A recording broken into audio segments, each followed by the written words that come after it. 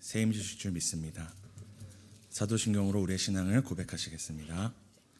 전능하사 천지를 만드신 하나님 아버지를 내가 믿사오며 그 외아들 우리 주 예수 그리스도를 믿사오니 이는 성령으로 잉태하사 동정녀 마리아에게 낳으시고 본디오 빌라도에게 고난을 받으사 십자가에 못 박혀 죽으시고 장사한 지 사흘 만에 죽은 자 가운데서 다시 살아나시며 하늘에 오르사 전능하신 하나님 우편에 앉아 계시다가 저희로서 산자와 죽은 자를 심판하러 오시리다.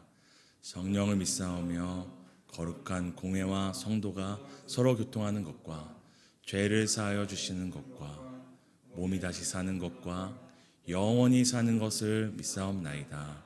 아멘. 찬송가 516장입니다.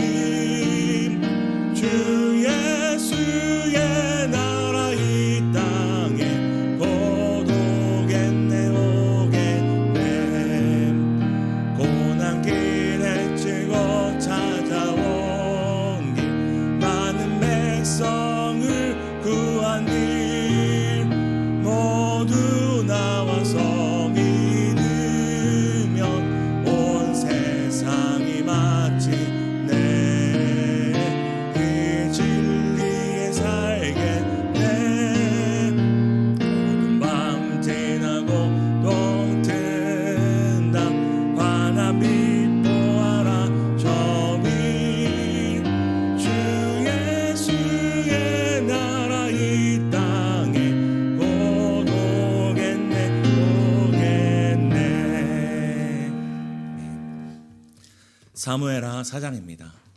사무엘하 4장 1절에서 12절 교독하시고 마지막 12절은 함께 읽겠습니다.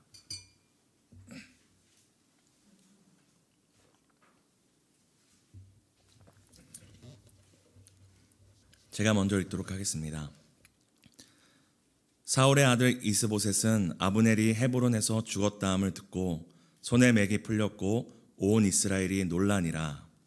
사울의 아들 이스보셋에게 군질간 두 사람이 있으니 한 사람의 이름은 바하나요 한 사람의 이름은 레갑이라. 베냐민 족속 부에롯 사람 림몬의 아들들이더라. 부에롯도 베냐민 지파에. 일찍이 부에롯 사람들이 기타임으로 도망하여 오늘까지 거기에 우거함이더라.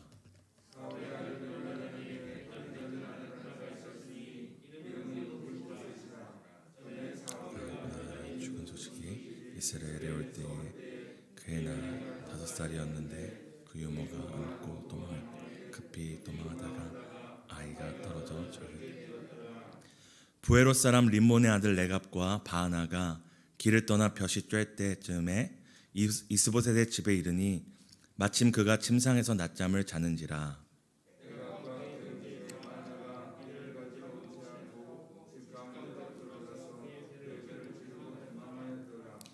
그들이 집에 들어가니 이스보셋이 침실에서 침상 위에 누워 있는지라. 그를 쳐 죽이고 목을 베어 그의 머리를 가지고 밤새도록 아라밧길로 가.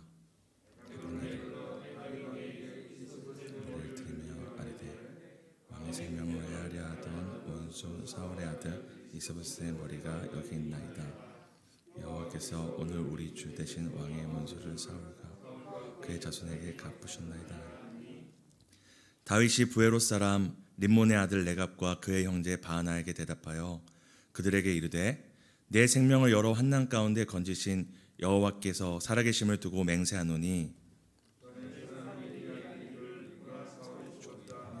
그가 좋은 식을 전하는 줄로 생각하였어도 내가 그를 잡아 시글락에서 죽여서 그것을 그 소식을 전한 하물며 악인이 의인을 그의 집 침상 위에서 죽인 것이겠느냐.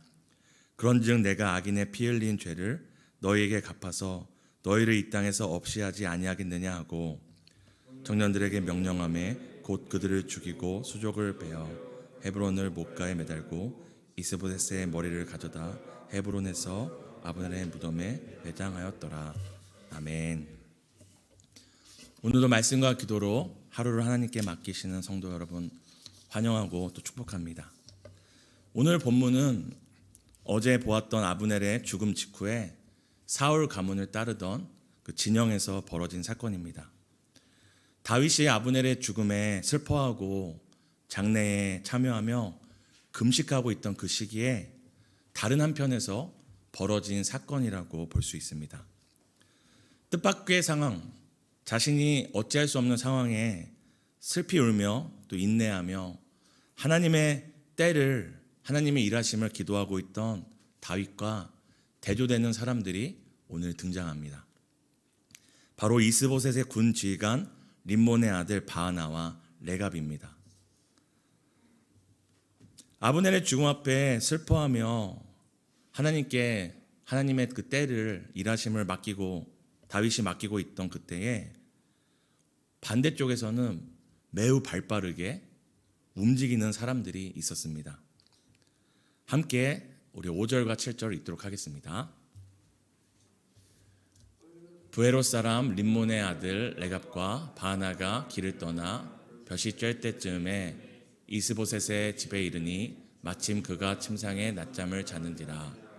레갑과 그의 형제 바하나가 밀을 가지러 온 채하고 집 가운데로 들어가서 그의 배를 찌르고 도망하더라. 그들이 집에 들어가니 이스보셋이 침실에서 침상 위에 누워 있는지라. 그를 쳐 죽이고 목을 베어 그의 머리를 가지고 밤새도록 아라바 길로 가. 5절과 7절을 통해서 이들이 사울의 아들 이스보셋, 자신들이 따르던 새로운 왕 이스보셋을 살인한 것을 기록하고 있는데요. 이 4장 5절과 7절을 보면은 똑같은 사건을 반복해서 더 자세하게 설명하고 있는 것을 알 수 있습니다. 이를 통해서 단순히 이들이 우발적인 어떤 범행을 저지른 것이 아니라 얼마나 주도 면밀하게 계획적으로 자신들의 왕 이스보셋을 죽인 것임을 알 수 있습니다. 단순히 이들이 아브넬의 죽음, 자신들이 섬기던 그 군대 장관의 죽음으로 인해서 자신들의 생명과 안위가 걱정되었다면 도망치는 방법도 있습니다. 아, 군대 장관이 죽었구나, 다윗이 우리도 다 죽일 수 있겠구나 하고 도망치는 방법도 있습니다. 아니면 아브넬의 뒤를 이어서 이들도 군대 지휘관이었기 때문에 자신들이 장군이 되어서 이제 전열을 정비하고 어쩌면 자신들에게 쳐들어올지 모르는 다윗의 군사들과 싸울 준비를 해도 됩니다. 하지만 오늘 성경은 뭐라고 얘기합니까? 이들은 교묘하게 마치 다른 일을 볼 일을 보러 온 것처럼 왔다가 낮잠 자고 있던 이스보셋을 죽여버립니다. 그리고 거기서 끝나지 않고 오늘 읽었던 본문에는 목을 잘라서 밤새 아라바 길로 갔다고 얘기합니다. 사랑하는 성도 여러분, 밤새 어디 가보신 적 있으신가요? 제가 웬만하면 밤길은 위험하기도 하고 낮에 가지 밤에 쉬지 않고 가는 일은 없습니다. 언제 갑니까? 정말 급한 일이 있을 때 그렇게 갑니다. 이를 통해서 오늘 이스보셋을 죽이고 밤새 간 이 바나와 레갑의 그 안에 어떤 의도가 속셈이 있다는 것을 우리는 알 수 있습니다. 그것은 바로 이스보셋의 머리를 들고 다윗에게 찾아가서 이게 앞으로 대세가 될 다윗 왕조에 합류할 뿐만 아니라 거기에서 한 자리를 차지하려는 악한 속셈이 있었습니다. 세상도 쉽게 버리지 않는 의리와 신의를 버리고 출세를 선택한 것입니다. 그들은 상황과 변화에 맞춰서 매우 발빠르게 행동했습니다. 어쩌면 이들의 발빠른 이런 대세의 흐름을 읽고 시대의 변화를 읽고 발빠르게 민첩하게 쉬지 않고 행동하는 이런 행동들은 세상이 볼 때에 굉장히 지혜롭다라고 평가할 수도 있습니다. 시대를 읽을 줄 아는 사람, 변화에 맞춰 민첩하게 행동하는 사람, 그리고 줄을 잘 서는 사람, 이를 통해서 남들보다 더 빨리, 더 높이, 더 앞서는 사람들, 이런 사람들을 세상은 이제 리더라고도 하고 선두주자라고도 하고 때론 젊은이들이 그렇게 누구보다 빠른 변화에 예민해서 높은 자리에 누구보다 앞서고 더 많이 가진 사람들을 향하여서 롤 모델이라 하기도 합니다. 바나와 레갑의 행동은 정말로 그냥 세상적인 기준으로 봤을 때 그들의 민첩한 행동들은 또 한편으로는 세상이 볼 때는 좋은 평가를 받을지도 모릅니다. 하지만 여기서 중요한 것은 과연 하나님도 똑같이 그들을 평가하시느냐 하는 것입니다. 우리 4장 8절 함께 읽도록 하겠습니다. 시작. 헤브론에 이르러 다윗 왕에게 이스보셋의 머리를 들이며 아뢰되 왕의 생명을 해하려 하던 원수 사울의 아들 이스보셋의 머리가 여기 있나이다. 여호와께서 오늘 우리 주 대신 왕의 원수 사울과 그의 조세 갚으셨나이다 하니, 이들은 밤새 서둘러 이스보셋의 머리를 들고 다윗을 찾아가서 이렇게 얘기합니다. 왕의 생명을 해하려 하던 원수 사울의 아들, 여호와께서 왕의 원수를 사울과 그 자손에게 갚으셨나이다. 사울과 요나단뿐만 아니라 그 뒤를 이은 왕위 계승자까지 죽였으니 새로운 왕조를 세워가던 다윗에게 무엇보다 기쁜 소식이라 이 사람들은 생각했을지 모릅니다. 하지만 다윗은 세상의 기준이나 세상의 가치가 아닌 하나님의 마음, 하나님 마음에 합한 자, 하나님의 마음을 가진 자였습니다.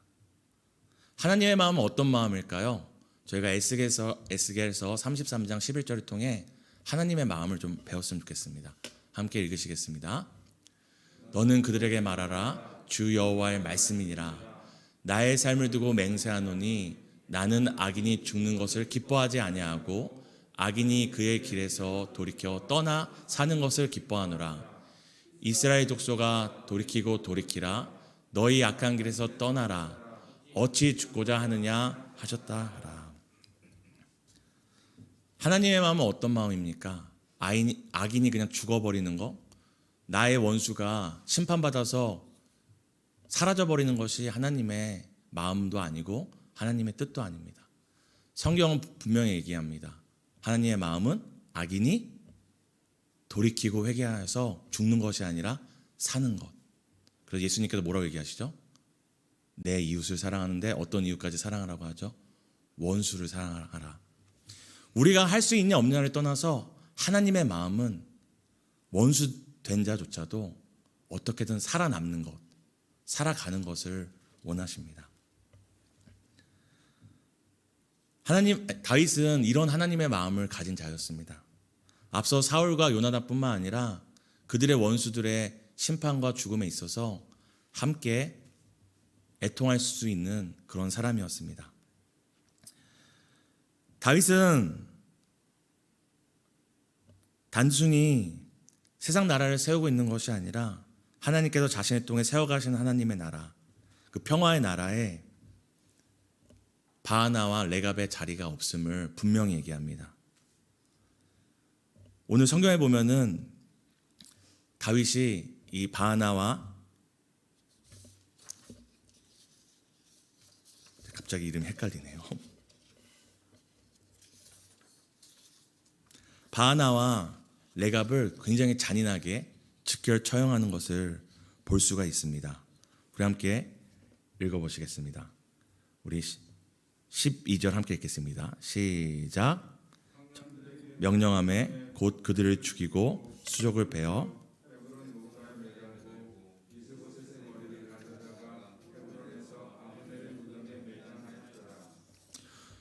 오늘 다윗이 자신을 찾아와서 마치 다윗에게 기쁜 소식인 양 외치는 자들을 바로 그 자리에서 죽일 뿐만 아니라 수족을 베어서 수많은 사람들이 볼 수 있는 곳에 걸어둡니다.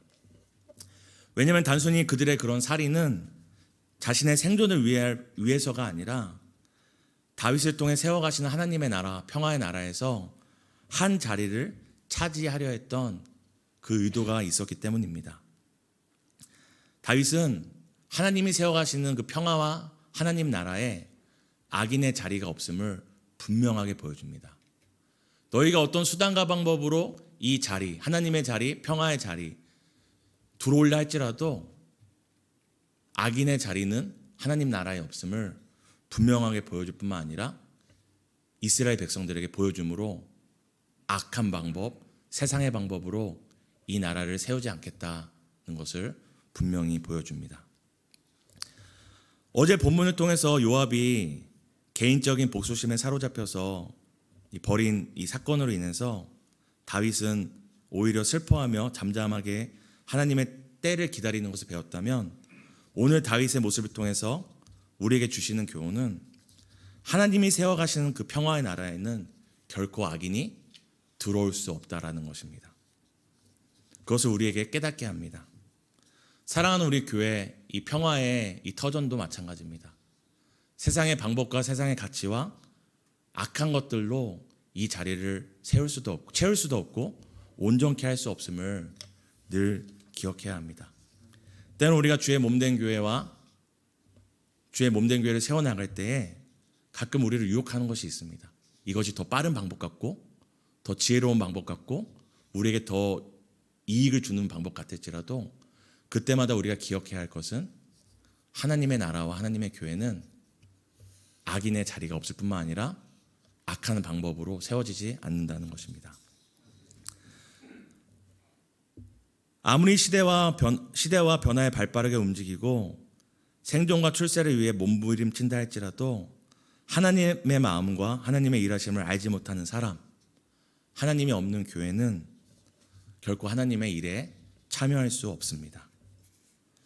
오늘 설교를 마치면서 꼭 짚고 넘어갈 본문이 있습니다. 우리 함께 4장 4절 함께 읽도록 하겠습니다. 시작. 사울의 다리 저는 아들 하나가 있었으니 이름은 무비보셋이라.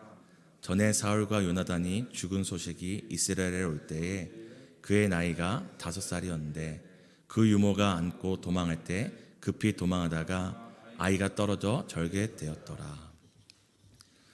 저희가 방금 앞서서 그 상황의 변화에 굉장히 발빠르게 움직이는 바하나와 레갑을 살펴보았습니다. 그런데 이 발빠르게 움직였던 바하나와 레갑과 상반되는 인물을 갑자기 이 본문 구절에 툭 던집니다. 바로 누구냐면 왕이었던 할아버지와 아버지의 죽음으로 인해서 왕위 계승 1위였다가 한순간에 도망자가 되었던 무비보셋입니다. 무비보셋은 단순히 도망자만 된 것이 아니라 오늘 2번이나 그가 도망치다가 떨어져서 다리를 절개되었다고 얘기합니다.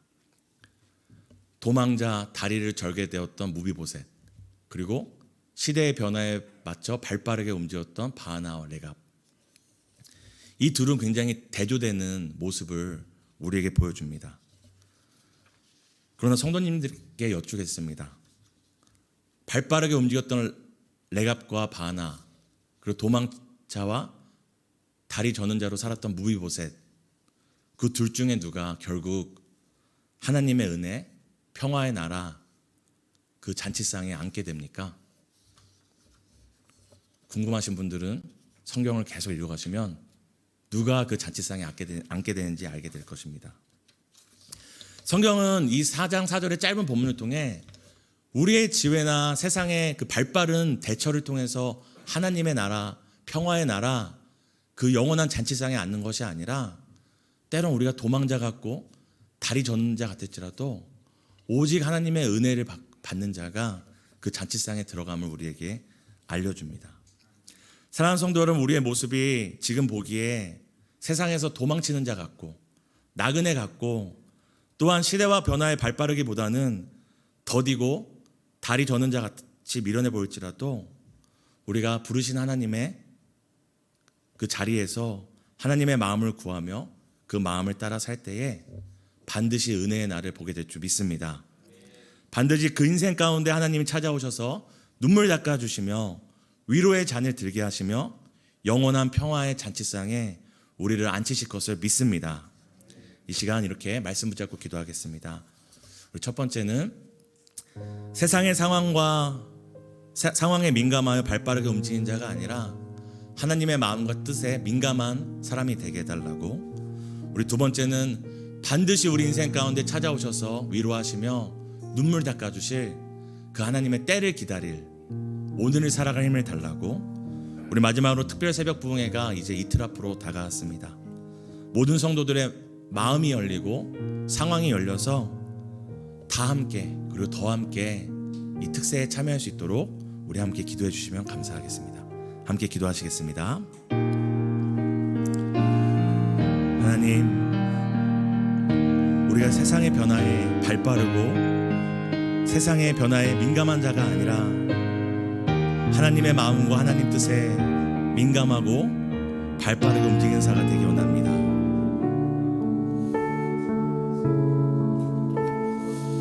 주님, 하나님께 민감한 사람 되기 원합니다.